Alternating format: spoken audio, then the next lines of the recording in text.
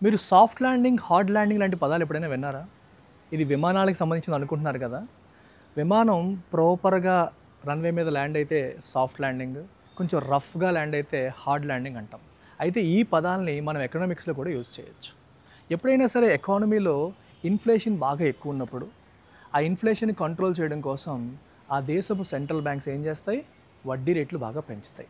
అయితే వడ్డీ రేట్లు బాగా పెంచినప్పుడు మార్కెట్‌లో డిమాండ్ అనేది కొంచెం తగ్గి, ధరలనేవి తగ్గి ఇన్ఫ్లేషన్ కంట్రోల్ అవుతుంది. ఈ ప్రాసెస్‌లో కొన్నిసార్లు ఎకనామిక్ గ్రోత్ కూడా దెబ్బతింటుంది. ఎందుకంటే వడ్డీ రేట్లు తక్కువగా ఉంటేనే ఇండస్ట్రీస్‌కి బెటర్. వడ్డీ రేట్లు తక్కువ ఉంటే ఇండస్ట్రీస్ ఎక్స్‌పాండ్ అవ్వడానికి మంచి స్కోప్ ఉంటుంది. వడ్డీ భారం అనేది తగ్గుతుంది. కానీ వడ్డీ రేట్లు ఎక్కువ ఉన్నప్పుడు అది ఇండస్ట్రీస్‌ని దెబ్బతీసి ఎకనామిక్ గ్రోత్‌ని కూడా ఎఫెక్ట్ చేస్తుంది.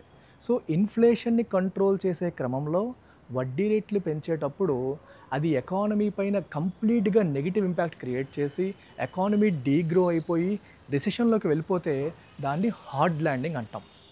అలా కాకుండా ఎకానమీ కొంచెం స్లో డౌన్ అవుతుంది. అయితే కంప్లీట్‌గా నెగెటివ్‌లోకి వెళ్ళిపోకుండా పాజిటివ్‌లోనే మెయింటైన్ అవుతూ ఇన్ఫ్లేషన్‌ని కంట్రోల్ చేయగలిగితే దాన్ని మనం సాఫ్ట్ ల్యాండింగ్ అంటాం.